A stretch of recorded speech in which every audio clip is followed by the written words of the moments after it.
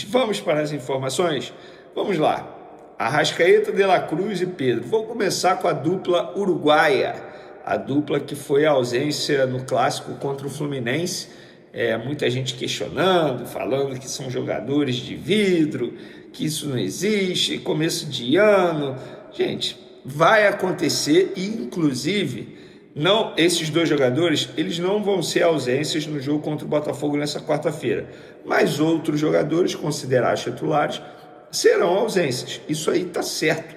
É o planejamento da comissão técnica do Flamengo. Felipe Luiz avisou na última entrevista coletiva, não vai matar ninguém no Campeonato Carioca e está certo. Eu repito, você torcedor rubro-negro que ainda não entendeu, Campeonato Carioca é pré-temporada.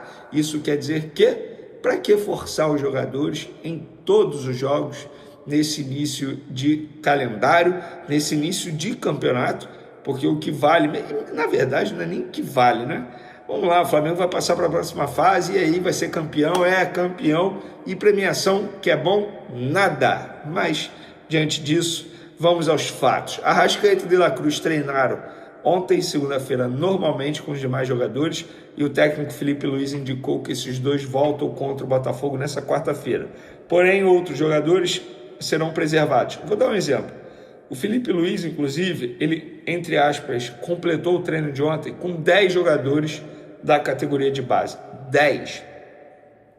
Veneu, o que isso quer dizer? Quer dizer que ele já está pensando em quem ele vai poupar no jogo dessa quarta-feira contra o Botafogo, e aí ele vai girar o elenco para o jogo de sábado contra o Vasco da Gama, que, para quem não sabe, mudou de horário, seria 4h30 da tarde, passou para 9h45 da noite.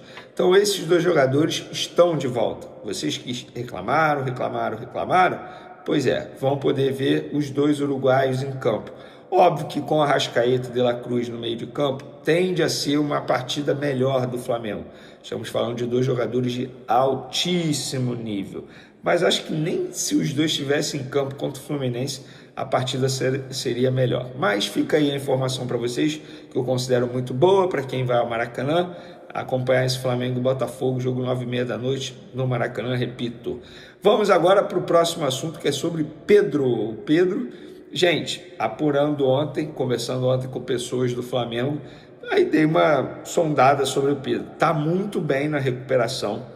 Não é garantia, mas existe sim uma chance de o Pedro ficar à disposição na segunda quinzena de março, ali no finalzinho e no começo de abril.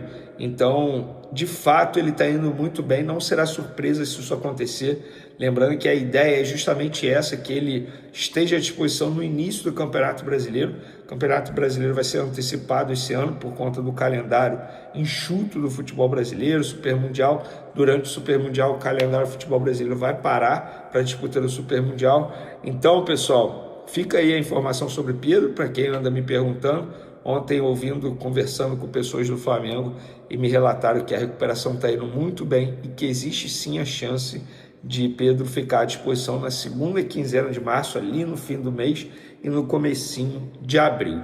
Eu acho que seria um baita reforço caseiro para o Flamengo. Lembrando que recentemente o Felipe Luiz, em uma entrevista, falou que com Pedro à disposição ele vai ter que pensar numa forma do Pedro jogar. Ele não vai variar, pensar jogo, se vai... Não, ele garantiu que com o Pedro à disposição, ele precisa pensar uma maneira para o time render com o Pedro em campo, e eu acho que ele está certo, tá? Acho que ele está extremamente certo em relação a isso, porque é o Pedro, gente. Estamos falando do melhor centroavante do futebol sul-americano, pelo menos na minha concepção. Então, essas são as informações de momento. Espero que você tenha gostado. Continue acompanhando o canal Vene Casagrande. Beijo para vocês, forte abraço. Fui!